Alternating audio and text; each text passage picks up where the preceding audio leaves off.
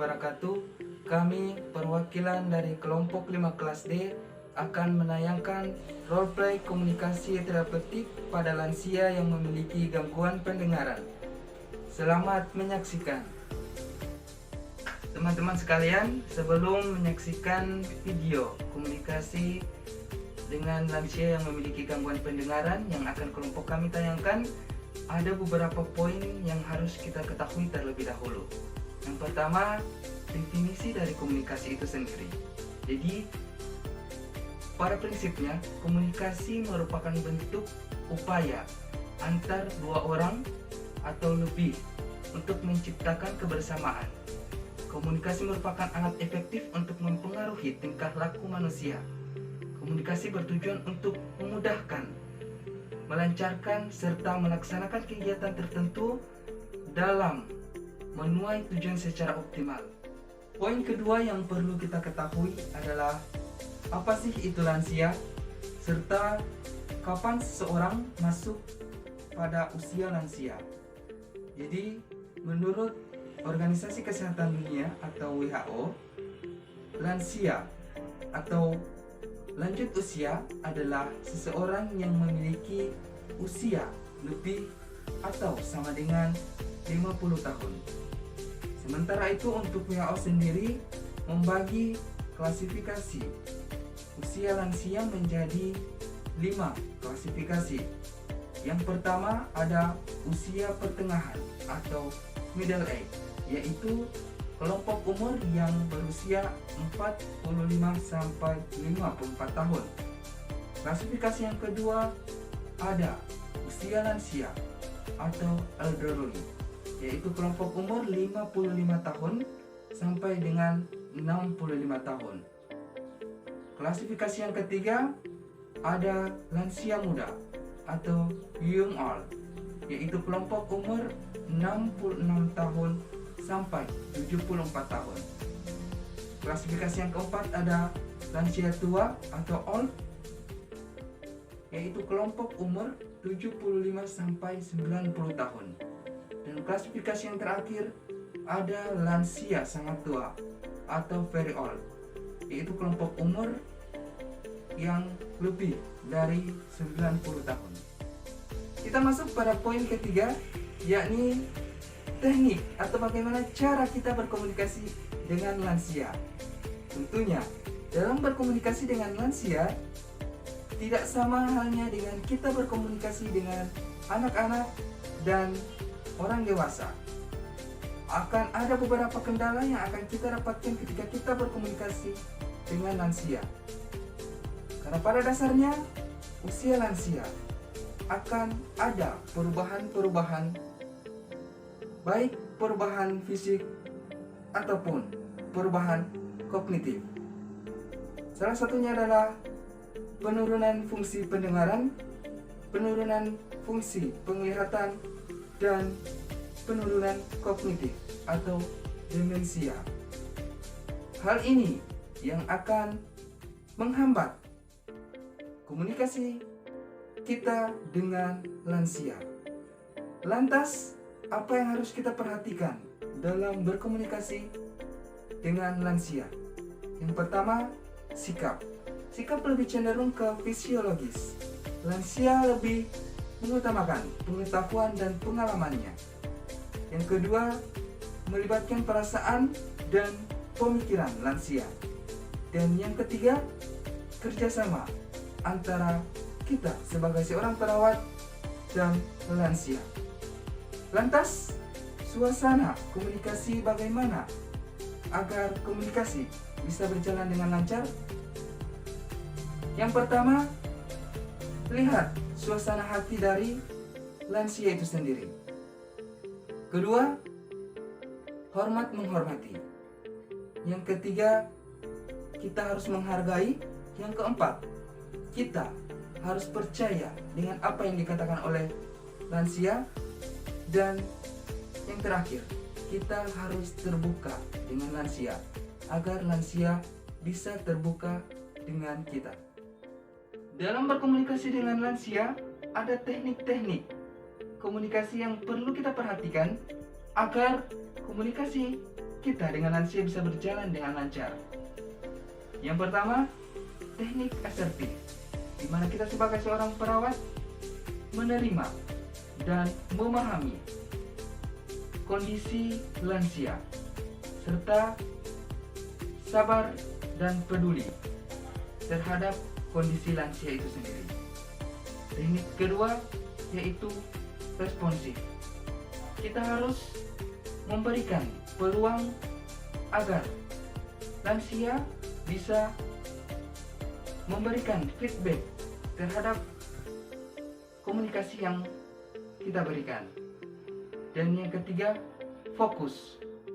Ketika lansia sedang berbicara atau mengutarakan pendapat, kita sebagai perawat harus fokus memperhatikan apa yang disampaikan oleh lansia tersebut.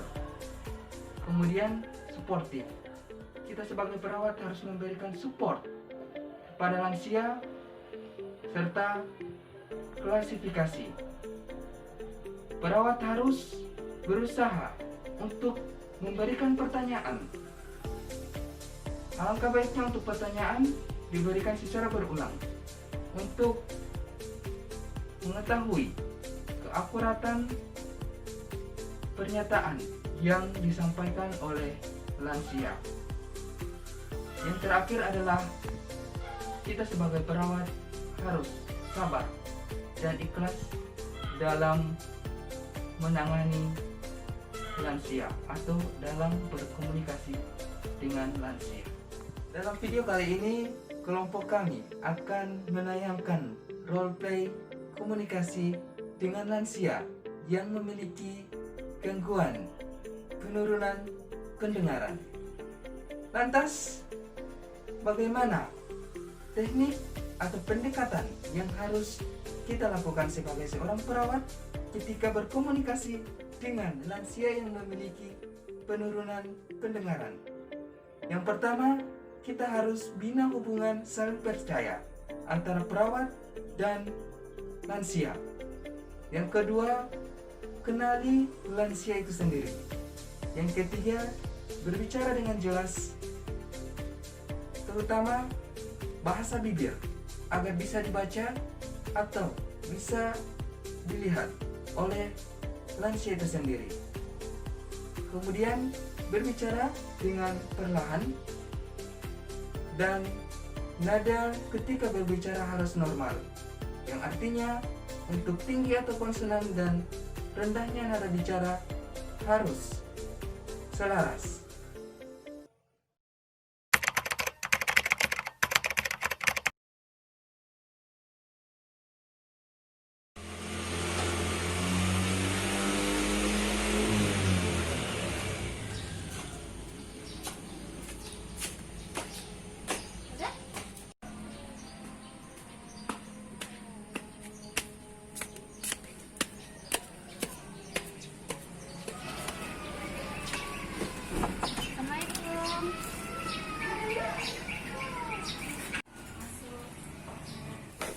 Pagi Oma. Oma apa kabar bagaimana? Ses, mama saya kurang pendengaran. Oma, ini Tiwa Ode yang baru tadi Oma masih kanal. Masih kanal toh? Oma pemakan bagaimana? Oma pemakan biasa. Bukan. Iyo. Oh, Oma tidur? Tidur. Oma tidur bagaimana? Biasa. Oh, dia sakit kepala. Oma dia sakit kepala. Sakit kepala. Iya. Oh, sudah kapan tuh Oma pusing? Dari kemarin, Ses. Kemarin baru obat yang ada kasih itu aja kasih minta Oma. Ya, Ses. Oma jaga minum obat yang ada kasih jaga minum. Obat. Oh, makan dulu ti Oma.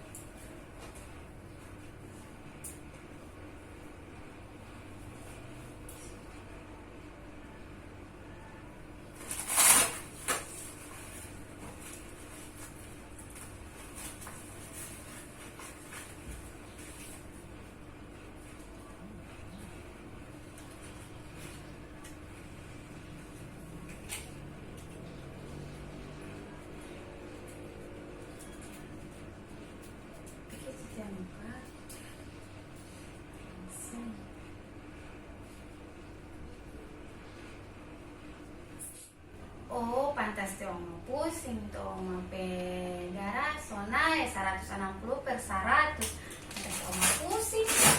Rajin-rajin tong minum obat habis itu mau makan dulu baru minum obat. Bukan nanti oma petensi ada naik DP darah naik saya mau kasih obat jangan lupa kasih minum pati oma. Iya, Sis. Oma jangan lupa minum karena nanti oma petensi ada naik ulang. Oma petensi ada naik ulang jangan lupa minum obat Saya mau permisi dulu Saya permisi ya. Semoga cepat sembuh. Pokoknya rajin-rajin minum obat Ibu saya mau pergi dulu. Kasih, Sis. Itulah tayangan roleplay komunikasi dengan lansia yang memiliki gangguan pendengaran atau penurunan pada fungsi pendengaran. Semoga apa yang kelompok kami tayangkan tadi bisa bermanfaat oleh teman-teman sekalian dan mewakili teman-teman kelompok kelima. Memohonkan maaf apabila dalam video ada hal-hal yang menyinggung hati dari teman-teman sekalian. Kami memohonkan maaf. Wabillahi taufiq wal hidayah. Wassalamualaikum warahmatullahi wabarakatuh.